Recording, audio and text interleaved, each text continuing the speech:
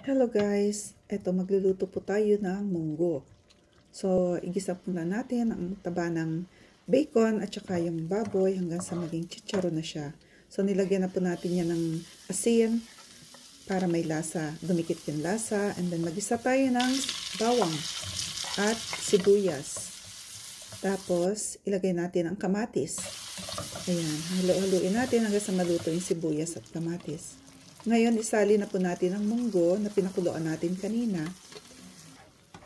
Ayan, halo-haluin natin hanggang sa mag-mix yung kanyang mga ricados. At lagyan po natin ng pork cubes, pandagdag lasa sa munggo. Ayan. So, nilagyan po natin siya ng sotanghon. Ayan. At ilagay natin ang ating spinach. Pwede ang alugbati kung may alugbati po kayo.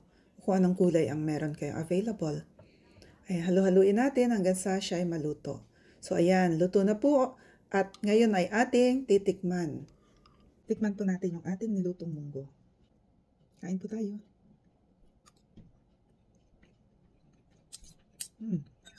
Ang sarap.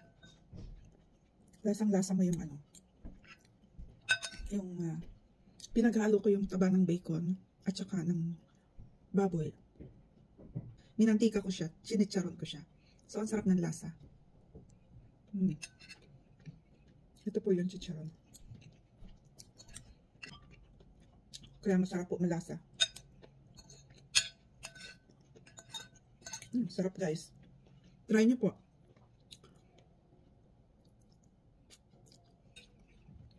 Thank you for watching. God bless.